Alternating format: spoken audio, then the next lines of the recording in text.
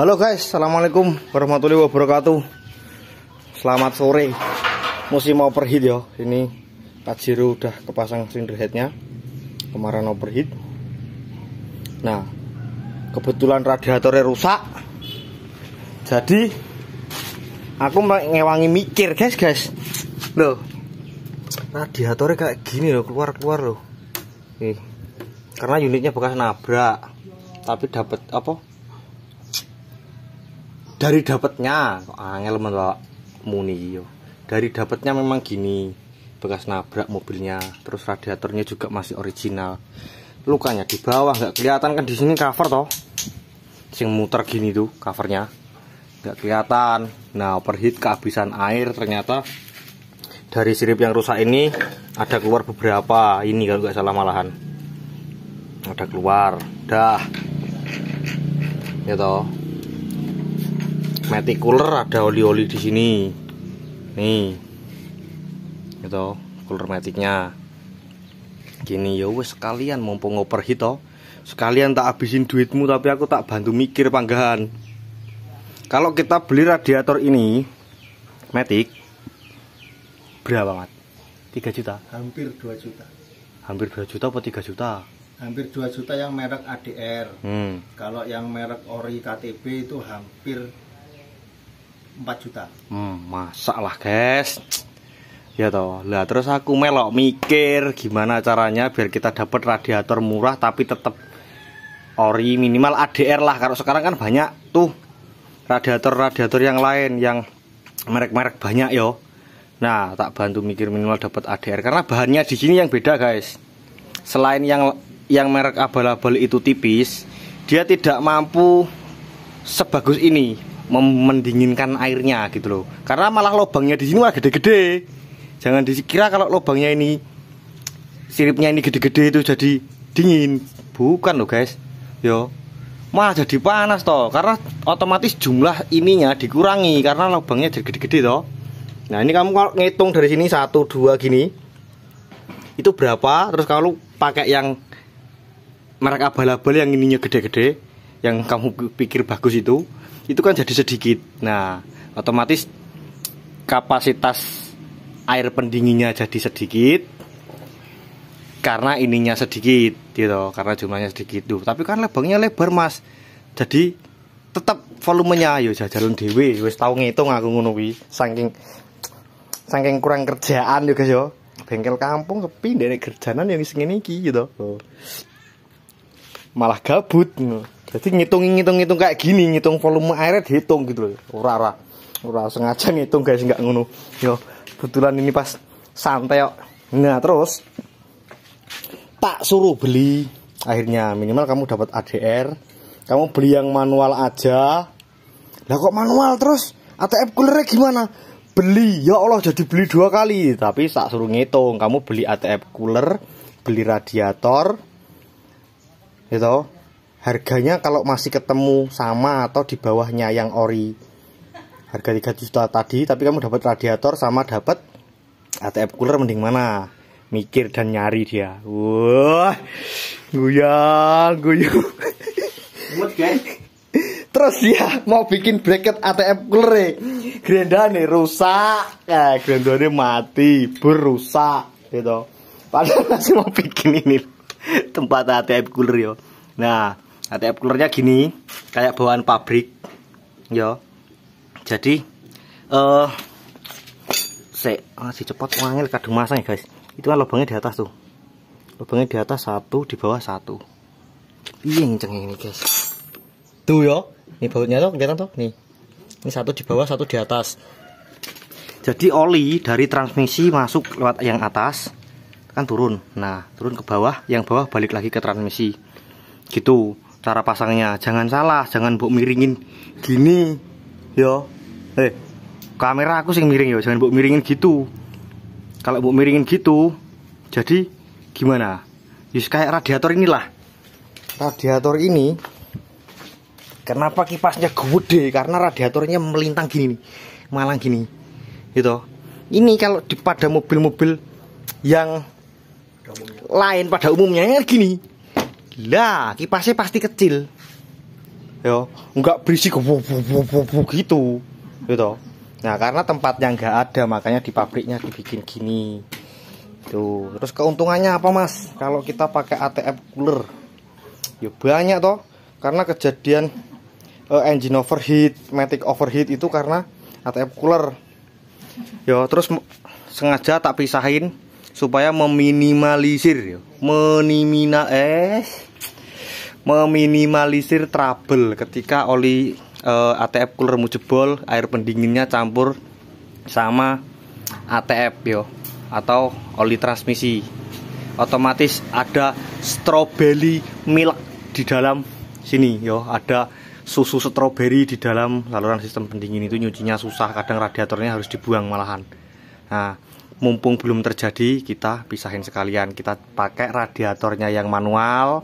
Tetap sama kan bedanya, ATF coolernya nggak ada, jadi air pendinginnya tetap jadi tambah banyak karena di sini ada ATF cooler. Otomatis ruang airnya itu jadi mengecil karena di dalam ada benda lain gitu loh. Ya toh, jadi volumenya mengecil. Kapasitas airnya berkurang. Jadi nanti ini pakai radiator manual, yo. Masih order belum diambil, yo. Kelumpuk-lumpuk guys, tak duit. Ini begini yo, begini. Gini. Nah, terus trouble lain tentang radiator. Trouble lain tentang radiator itu kadang kita dilema toh. Aku yang mekanik aja kadang dilema guys, karena aku kebiasaan yakinkan diriku sendiri sebelum meyakinkan orang lain. Kasus overheat pada engine ini contoh yang pokoknya engine yang radiatornya ada ATF coolernya. Yo, ada ATF cooler di dalam radiator. Ketika unit overheat. Nah, pas lihat unitnya matic. Lihat radiator ada ATF cooler di radiator. Terus bingung. Ini engine-nya apa transmisinya? Tapi udah jelas sekarang engine-nya rusak. Nah, aku harus ngejar engine rusak overheat sekarang ini. Apakah murni dari engine overheat atau matic overheat gitu loh. Nah, jangan sampai nanti ketika kita selesai perbaikan engine overheat, tapi permasalahan yang pertamanya nggak kita ketemukan, overheat lagi karena mesinnya rusak gara-gara maticnya gitu loh. Nah, jadi repot toh gitu loh. Jadi kita harus cek, misal mesinnya masih bisa hidup atau udah terlanjur bongkar mesin, kita pasang lagi. Makanya kalau di tempatku itu running tetap di tempatku, unit dijemput siap berangkat kerja atau siap pakai. Itu tujuannya aku mau baca data streamnya, minimal suhu temperaturnya normal apa enggak. Nah kalau matic aku cek juga suhu temperaturnya si matic sama si engine gimana gitu loh. Jangan sampai kejadian gitu kita dilema, udah selesai bongkar mesin, mesinnya overheat lagi, ternyata overheatnya gara-gara transmisi gitu loh. Gitu kan banyak kasus kayak gitu. Jadi ini kilah kau progres ya. Ini seperti biasa, rusaknya banyak. Kalau di Triton kemarin karena water pumpnya ada bocor nggak ketahuan, akhirnya cepat habis. Nah ini kalau nggak dipakai kebut-kebutan, nggak ketendang bus turbo, itu airnya nggak habis. Tapi kalau dibejek-bejek 60, 80, 60, 80, 25 km pasti langsung naik temperaturnya. Gitu. Ternyata pas temperaturnya naik, ternyata pas dicek, dibuka tutup radiatornya, itu malah nggak nyembur guys. Kenapa kok nggak nyembur?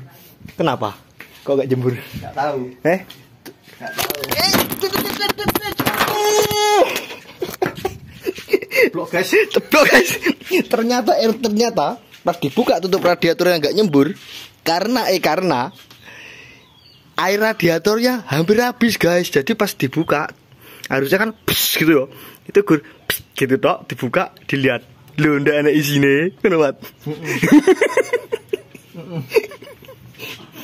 Gitu guys ternyata. Dan dicari-cari itu nggak pernah ketemu bocornya di mana. Sampai pernah tak tiup kayak metode yang pernah tak buatin. Tiup dari selang ini nih. Nih dari selang ini yo, ditiup sampai selang radiatornya keras. Kan di sini toh, tiup pakai angin, selang radiatornya pencet keras semua, nggak ada tuh kebocoran. Ternyata bocornya ketika muter sirkulasi posisi mesin panas, dia keluar dikit gitu yo. Kemarin terakhir yang bikin sampai mati si water pump tuh, ya si water pumpnya bocor. Parah ini, udah dibuang. Ini yo. Ini udah tak cuci. Ini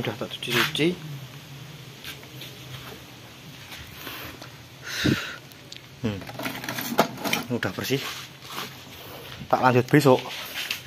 Ya, ini bikin video aja dulu begini. Gitu, bikin video aja begini. Clear yo, besok tak rapi-rapiin lagi, tak pasang terus lanjut nata ATF coolernya gimana. Lanjut. Tapi ini si owner koclok ini udah mampu membuat bracket loh. Membuat bracket dengan menggunakan alat seadanya. Jadi kita menggunakan gergaji besi berserta bor tangan. Hasilnya pating pesasik guys. Bautnya belum ya, ini nanti diganti bautnya. Itu cuma buat ngemal, jangan dimainin pedes-pedes netizen. Culek ya. Gila nih. Gila aku dulu baut ini guys ya. Orang baut yang ada biasanya tombok tuh, ini baut 2000-an nih kelihatan tuh kayak. Baut 2000-an dipasang di situ. Ya, wah wis tak umbah guling-guling ke somat ijan. Tomat jualan tomat iki. Oke, singkirin dulu. Itu istirahat dulu yo. Meletek HP nih. Oke. Kurang lebih begini yo. Jadi kalau nemu matic overheat yo, unit yang transmisinya matic, bukan matic overheat, unit yang transmisinya matic ketika overheat dicek lagi. Ini kemarin tak scan sebelum dibongkar karena mesinnya masih nyala kan. Suhu temperaturnya sama sih, si matic sama si engine. Jadi wes curiga water pump pas mau bongkarin engine-nya kan nyopot radiator dulu. Nah, kelihatan itu tuh radiatornya kayak gitu hancur ya. Ternyata unitnya gini bekas nabrak. Ini yang dulu pernah tak buat video ya, waktu kita tune up dulu 1 tahun yang lalu kalau nggak salah, pas baru dapat sekitar 6 bulanan ya.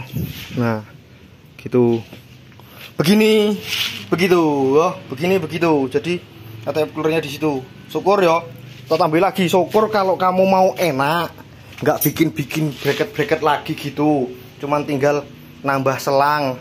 Syukur duitmu banyak ya, syukur duitmu banyak loh. Ini ATF coolernya ada yang orinya sama yang dipakai dengan Pajero 4N15. Kita nggak bikin bracket, lubang baut di situ pas sama, di sini pas sama, tinggal nambah selang. Yo, selangnya beli pun ada yang udah bengkok-bengkok. Gitu, selangnya beli pun ada. Jangan buat gini. Yo, ini nggak mbok buang tapi mbok tambah ATF cooler di luar. Terus apa gunanya ATF cooler yang di luar masih menerima panas dari sini, panas dari radiator, jadi panas toh. Yo, jadi kalau bisa pisahin sekalian karena kamu pengennya dingin gitu loh. Sekalian radiatornya biar tambah maknyus gitu loh. Yang penting syaratnya si termonya harus tetap ada. Yo, karena suhu kerja mesin yo diesel common rail itu kayak engine bensin sekarang. Jadi kalau termonya gak ada, RPM-nya nggak mau turun, RPM-nya pasti gantung di angka 1000-an. Yo, gitu. Oke wes. Nih. Kesel aku muni yo. Sekian dulu dari saya, semoga video kali ini bermanfaat. Saya Arif Bayu Wicaksono yang bertugas. Salam mekanik desa. Mbak Sinta paling konyol.